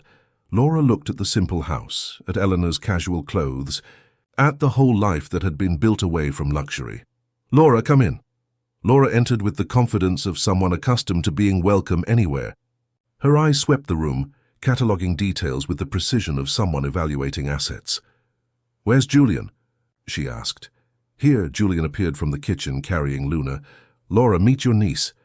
The encounter between Laura and Luna was charged with an electric tension. Laura looked at the girl as if seeing a ghost, and Luna studied her with the characteristic intensity she used to decipher adults. You're very pretty, Luna said finally. Thank you, Laura replied, but Eleanor could see that the child's genuine compliment had momentarily disarmed her. Are you really my mom's sister? I am. Why don't you talk to each other? The direct question made Laura pause. Eleanor saw a crack in the polished facade, a flicker of something that could be pain. It's complicated, Laura said. Everything's complicated until someone explains it properly, Luna observed. My mom always says that. Julian put Luna down. Luna, how about you go play in the backyard while the adults talk? Can I stay? I promise to be quiet. Eleanor looked at Julian, then at Laura. I think Luna should stay. This conversation is about her too. Laura sat on the sofa, crossing her legs with studied elegance. Well, since we're having a family reunion. We're not a family, Eleanor interrupted her. No, you're my sister, Eleanor. That doesn't change just because you don't like my methods. Your methods included stealing my daughter and manipulating her father for 5 years. I saved your daughter from a life of poverty, and I saved Julian from a mistake that would have ruined his career. The coldness with which Laura reduced human lives to logistical problems was disconcerting. Eleanor felt rage rise like lava in her veins. You had no right to make those decisions for us. Someone had to. You two were too young, too inexperienced to understand the consequences. Laura looked at Julian. Do you really think you'd be where you are today if you'd tied yourself to an uneducated girl and a baby at 28? Julian stood abruptly, his fists clenched. Careful, Laura. I'm being realistic. Eleanor, do you really think you could have given Luna the life she deserves? Quality education, opportunities, culture? Eleanor looked at her daughter, who was sitting on the floor coloring silently but obviously absorbing every word. I gave her love, Laura. I gave her presence, attention, care. Things money can't buy. Love doesn't pay for private school. I know that, Eleanor said, her voice growing firmer. But I also know that children need more than material privileges. Laura laughed, a humorless sound. How romantic. And Sophia. Are you going to snatch Sophia from a privileged life to give her your version of maternal love? The mention of her other daughter made Eleanor stop. It was exactly the question that had tormented her since she discovered the truth. Sophia is my daughter, Eleanor said. Sophia has been Robert and Mary Ann Olsen's daughter for 5 years. You were just the woman who provided the genetic material. The words were like slaps, but Eleanor could see they were calculated to hurt. Laura was trying to make her back down, give up. Luna, Eleanor said, can you go get your drawings from your room? The girl nodded and left, seemingly understanding that the conversation was about to get heavier. As soon as Luna left, Eleanor turned to Laura with a fury she had been containing. Now listen carefully, you manipulative bitch. You may have bought a life of luxury with the Vance money. You may have gotten everything you always wanted through blackmail and lies, but you will not define what is best for my daughters. Laura raised an eyebrow. Your daughters, plural? Yes, Luna and Sophia. Both are my daughters, and I will fight for them. Even if it means destroying the only family Sophia has ever known. The question cut deep because it touched Eleanor's deepest fear. She didn't want to cause pain to innocent children, but she also couldn't accept the idea of never knowing her other daughter. Julian, who had remained silent, finally spoke.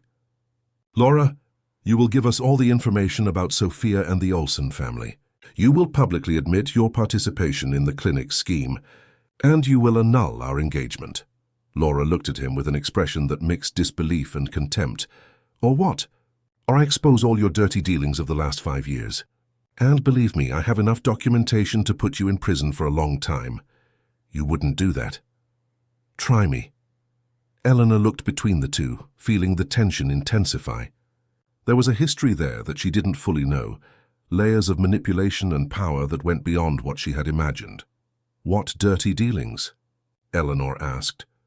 Laura and Julian looked at each other, a silent communication passing between them. Tell her, Julian said. Laura sighed, looking suddenly tired. Dr. Maxwell's clinic wasn't just an experimental fertility center. It was part of an international network of organ and child trafficking. Eleanor felt the world spin. What? Desperate women like you were lured into procedures that resulted in babies who could be sold to wealthy families. Women who thought they were having abortions were often just being sedated while the babies were surgically removed. The revelation was too monstrous to process. And you were involved in this? I facilitated contacts. I identified potential EO clients. Laura looked at her own hands.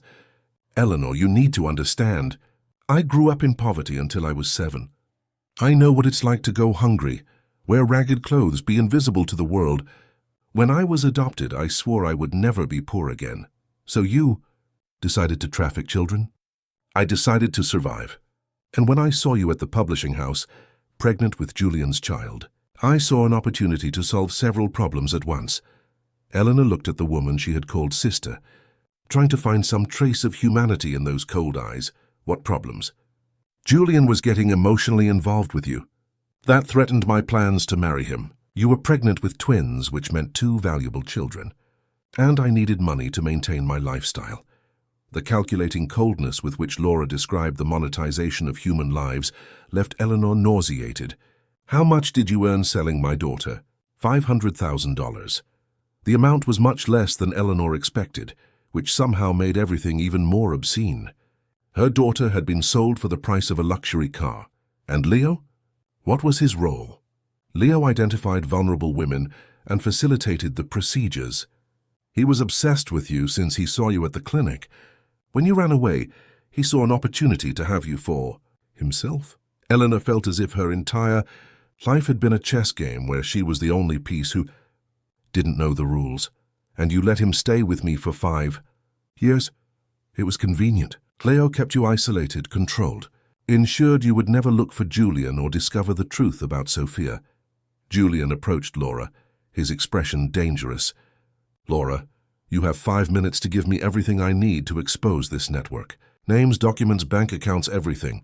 And if I refuse, then I'll turn you over to the police and let them extract the information. But then you'll have no control over what happens next." Laura looked at him for long moments, weighing her options. Finally, she sighed. "All right, but I want full immunity.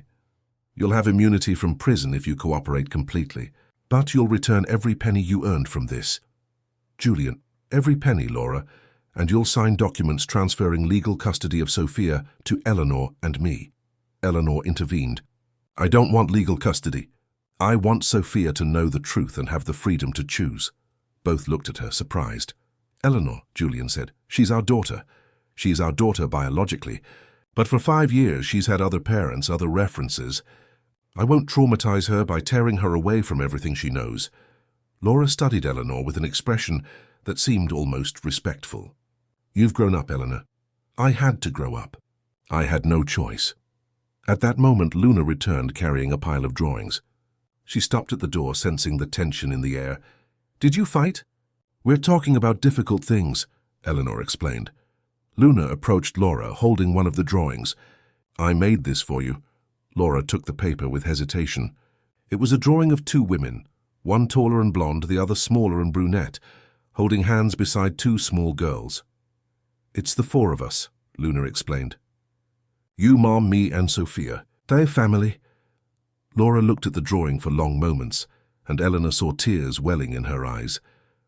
"Luna," Laura said, her voice softer than Eleanor had ever heard, "would you like to meet Sophia?" "Very much." "Then we'll arrange that." Eleanor looked at Laura, searching for signs of manipulation, but found only weariness and something that might be genuine regret. "How?" "I'll tell the Olsons the truth, the whole truth, and we'll let them decide how to proceed." Julian frowned. "Laura, if you tell them everything, they'll go to the police." "Then I'll go to the police. I'm tired of carrying these secrets." Laura touched Luna's drawing carefully. "Eleanor, you're right. Children need more than material privileges. Sophia deserves to know her true family, even if it means I lose everything." The transformation in Laura was so sudden that Eleanor was suspicious. "Why the change?" "Because," Laura said, looking at Luna, "this child drew me as part of a family. No one has included me in a family for 20 years. Eleanor saw that Laura was telling the truth. Beneath all the manipulation and coldness, there was a child who had grown up alone and scared, making terrible decisions to never feel abandoned again. "Laura," Eleanor said, "if you do this, if you really help us resolve this situation the right way, I won't abandon you, even after everything I've done. You're my sister. And Luna is right. Families don't abandon each other." Laura cried then, truly cried, perhaps for the first time in decades. Eleanor hugged her, feeling as if she were embracing the scared child Laura had been before transforming into the tough woman she became. "Now," Julian said, "let's plan how to approach the Olsons." The conversation with Robert and Mary Ann Olson was scheduled for the next day at their home in Greenwich, Connecticut. Eleanor spent the night before sleepless, alternating between anxiety and excitement. She was about to meet the daughter she hadn't known existed until a few days ago. Julian accompanied her along with Laura and Luna, who had insisted on going to meet her sister. The drive to Greenwich was made in tense silence, each lost in their own thoughts. The Olsons' mansion was everything Eleanor had imagined, large, elegant, with perfectly manicured gardens. A house where a child would grow up never knowing financial limitations. Mary Ann Olson received them at the door, a woman in her early 40s, brown hair pulled back in a bun, kind eyes but obviously nervous. Robert stood beside her, tall and dark-haired, with the confident posture of someone accustomed to making difficult decisions. "You must be the people who called yesterday," Mary Ann said, her voice polite but cautious. "Yes," Julian replied.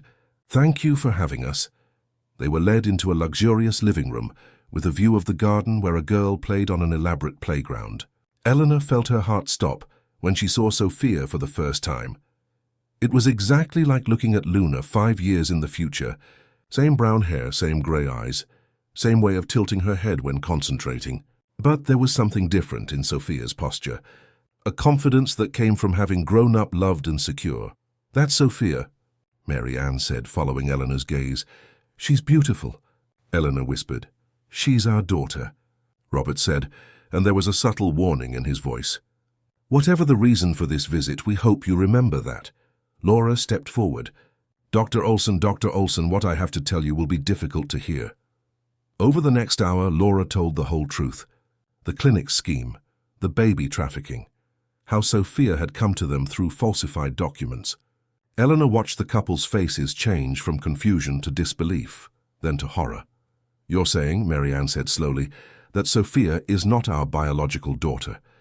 "Biologically, no," Eleanor said gently. "But in every other aspect, she is completely yours. You raised her, loved her, shaped who she is. Then why are you here?" Robert asked, his voice harsh. "Because she has a twin sister," Luna said, speaking for the first time. "And sisters should meet." The adults looked at the 5-year-old child, who had summarized the complex situation in a simple sentence. "This is Luna," Eleanor explained. "Sophia's twin sister."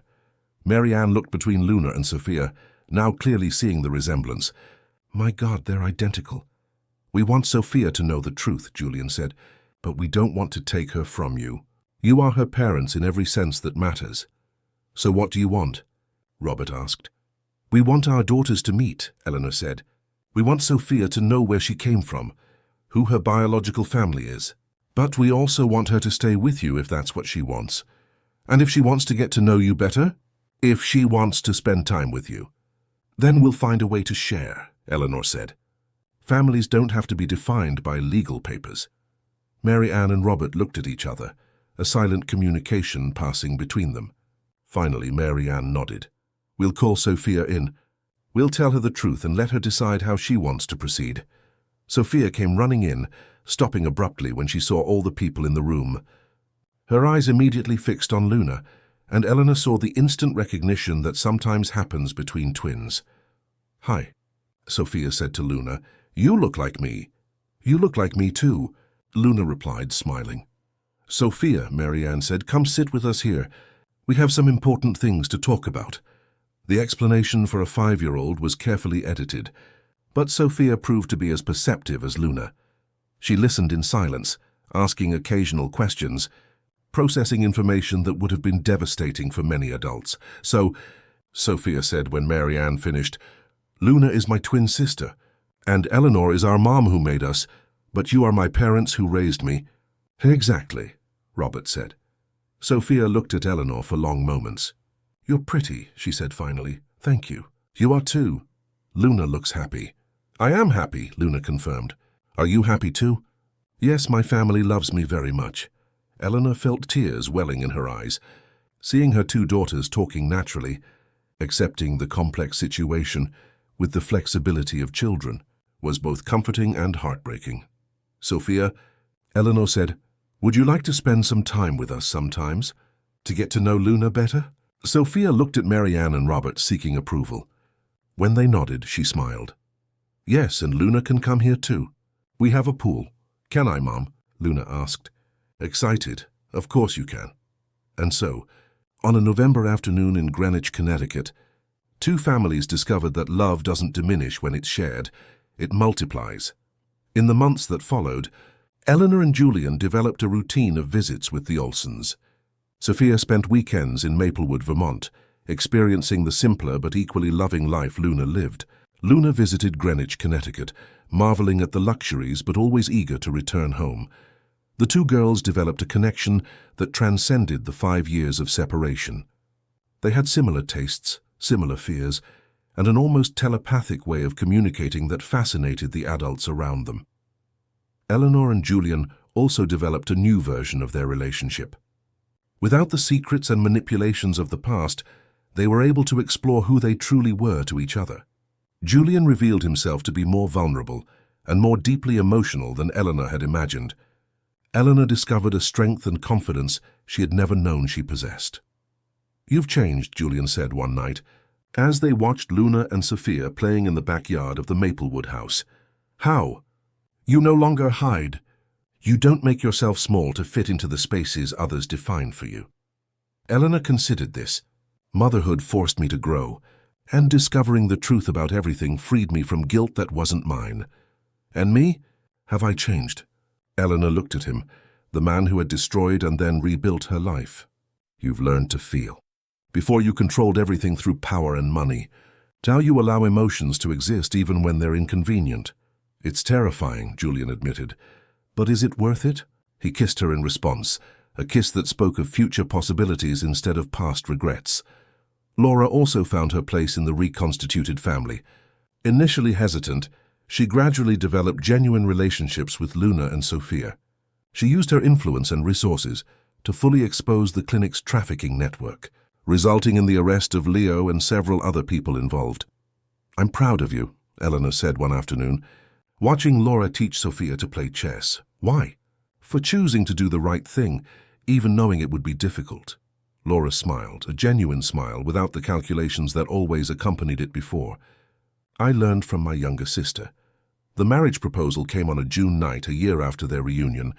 Julian had planned something elaborate, but ended up proposing spontaneously while helping Eleanor prepare dinner. "Marry me," he said, stopping chopping onions. "Just like that. Just like that, because I can't imagine a single day without you and the girls." Eleanor looked at him, disheveled hair, shirt stained with tomato sauce, completely different from the polished man she had known years before. "Yes," she said. "Yes, yes, I'll marry you." They married in a small ceremony in the backyard of the house in Maplewood, Vermont, with Luna and Sophia as flower girls, the Olsons as honored guests, and Laura as Eleanor's maid of honor. It was a wedding neither of them had dreamed of when they first met. Simple, genuine, built on truth instead of blind passion. "It's not how I imagined it would be," Eleanor said to Julian during their waltz. "Better or worse?" "Better. Much better. Because this time we know all the secrets. Because this time we choose to be here." Luna and Sophia, now 6 years old, adapted to the new family configuration with the natural flexibility of children. They considered themselves full-time sisters, even while living in different homes during the week. Weekends were always family time, sometimes in Maplewood, Vermont, sometimes in Greenwich, Connecticut, sometimes on trips that included the Olsons. Eleanor established a photography studio in New York City, specializing in family portraits, especially unconventional families. Her exhibition, Reconstituted Families, became a landmark in the discussion about different family structures in contemporary America. Julian took on the responsibility of completely reforming the Vance family businesses, eliminating any involvement in questionable schemes and directing the company towards investments in education and child health. "Sometimes," Eleanor said one night, watching Julian read a story to Luna and Sophia via video call, Sophia was spending the week in Greenwich, "I wonder what our life would be like if none of this had happened. If Laura hadn't interfered. If I had known about the pregnancy from the beginning." "Yes," Julian considered the question. "We probably would have married out of obligation, lived unhappily for a few years and divorced bitterly. You think? I wasn't ready to be a father at 28. You weren't ready to challenge me at 22. We needed to grow separately before we could truly be together." Eleanor recognized the wisdom in the observation. The Julian she had married was fundamentally different from the man who had taken her to that clinic. And she too had transformed from an insecure young woman into a woman who knew exactly what she wanted from life. "So you're saying Laura did us a favor?" "I'm saying that sometimes the hardest path leads to the surest destination." That night, after putting Luna to bed, Eleanor and Julian sat in the backyard of the house where everything had begun anew. The Maplewood stars shone with a clarity never possible in New York City, and Eleanor thought of all the nights she had spent alone in that same place, imagining what her life would be like if things had been different. "Julian," she said, "do you regret anything?" "I regret taking 5 years to discover the truth. I regret leaving you alone when you needed me most. But I don't regret the final outcome. Neither do I. Even with all the pain brought us here. It made us who we are." Julian took her hand, intertwining their fingers. "Where do we go now?"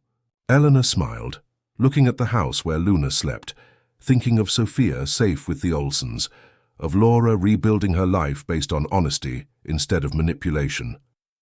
"Forward," she said. "Always forward."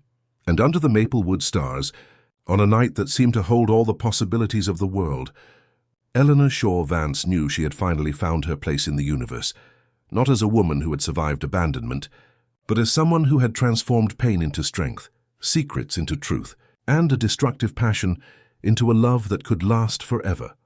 The story that had begun with an invisible young photographer and a man incapable of feeling had transformed into a saga about family, forgiveness, and the human capacity to start over. And as Eleanor fell asleep in the arms of the man she had almost lost forever, she knew that some love stories don't end happily ever after. They transform into something even better. Love stories that grow, evolve, and become stronger with every challenge overcome. Luna and Sophia would grow up knowing that families can take many forms, that love can overcome any obstacle, and that sometimes the people who hurt us most are the ones who need the most understanding. And Eleanor and Julian would grow old together, not because fate decreed it, but because they chose every day to build something greater than themselves. This was a story about second chances, about the power of truth, and about how true love sometimes needs to be completely destroyed before it can be rebuilt on solid foundations. And it was. Finally, a happy ending story, not because everything was resolved perfectly, but because everyone involved learned that happiness is not a destination, but a journey built one day at a time, one choice at a time, one act of love at a time.